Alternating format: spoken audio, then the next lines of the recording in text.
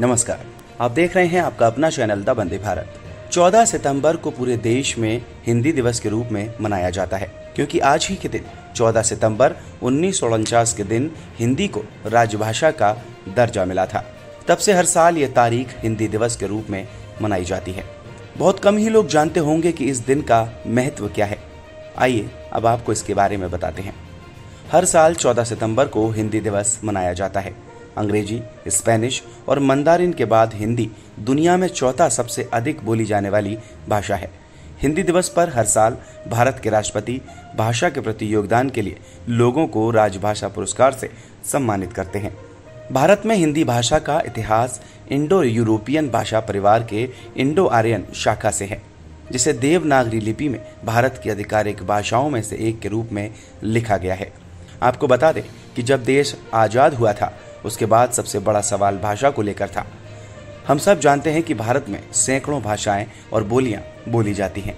ऐसे में किसी एक भाषा को भारत की राजभाषा के रूप में चुनना हमारे संविधान निर्माताओं के लिए बड़ी चुनौती थी। बात 6 दिसंबर 1946 की। आजाद भारत का संविधान तैयार करने के लिए संविधान सभा का गठन हुआ था। 26 नवंबर 1949 को संविधान के अंतिम प्रारूप को संविधान सभा ने मंजूरी दी थी। जिसके बाद आजाद भारत का सपना संविधान 26 जनवरी 1950 से पूरे देश में लागू हुआ। लेकिन उस समय भी यह बड़ा सवाल था कि राजभाषा के रूप में कौन सी भाषा का चयन किया जाए।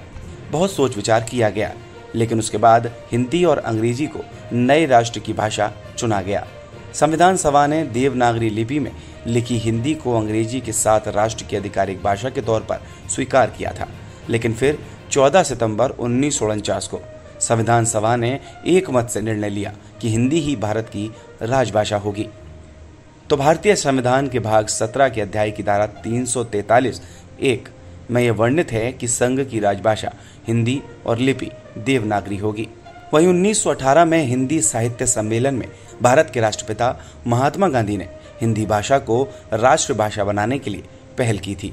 इसीलिए महात्मा गांधी ने हिंदी को जनमानस की भाषा भी बताया था।